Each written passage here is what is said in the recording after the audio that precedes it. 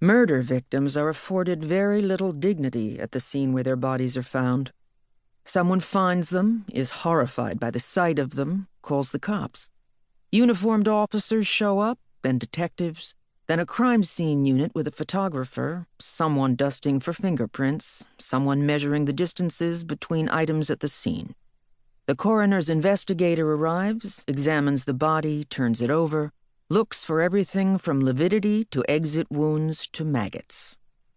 By necessity, the people who work these scenes, and have worked hundreds before and will work hundreds more, aren't able to allow themselves to acknowledge, not openly at least, the victim as someone's child, mother, brother, lover. Whoever this person might have been in life, they are no one as they lie there while the scene is being processed.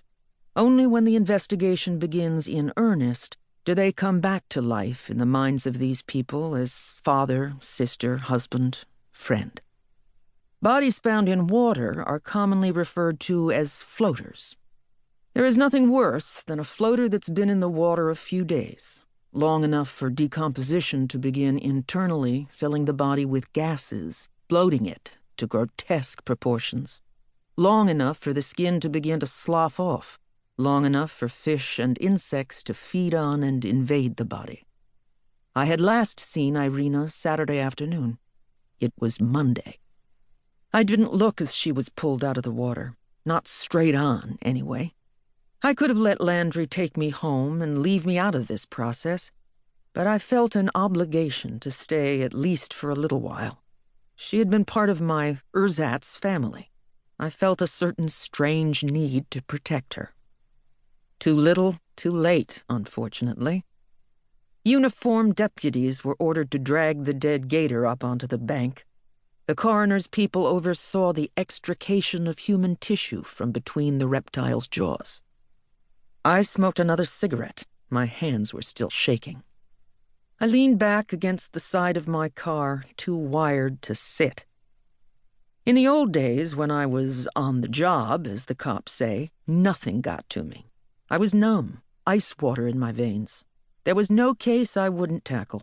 I was a woman on a mission to dole out justice, or at least to serve up the bad guys to the DA's office hog-tied on a platter. I went from case to case to case, like an addict constantly looking for the next fix. The last murder victim I'd had on the job was someone I knew, someone I had worked with and liked. His murder had been my fault. I'd made a poor decision going into a meth lab in rural Loxahatchee. Jumped the gun, so to speak. One of the dealers, a wild-eyed, mulleted cracker named Billy Gollum, had pointed a .357 directly in my face, then turned abruptly and fired.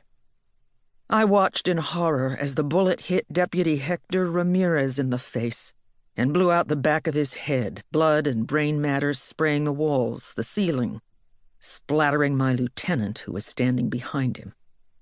3 years had passed, and I still watched that scene play out in my nightmares. The face of Hector Ramirez floated through my memory every night. I suspected that tonight Irina's face would supersede that of the man who had died because of me. It would be Irina's pale blue face that stared up at me through the fog of sleep, her ravaged eyes and lips. The idea made me feel ill and weak all over again. How well had I known her, Landry had asked. I had known her for more than a year, and I hadn't known her at all. Our lives may have revolved around the same center, but otherwise never touched. I felt regret for that.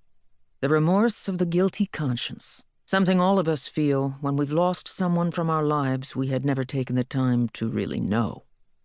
We always believe there will be time later, after this, after that, but there is no time after death.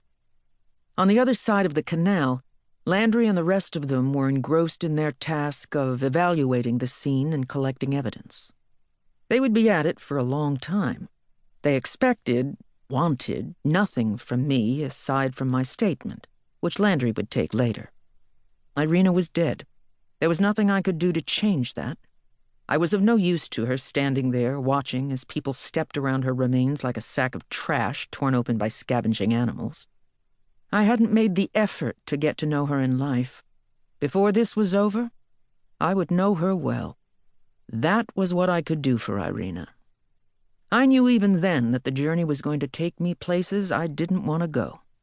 If I had known exactly where, I might have made a different decision that day.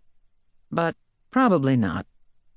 As if he had sensed the direction my mind was turning, Landry looked over at me, frowning. I got in my car, turned it around, and drove home.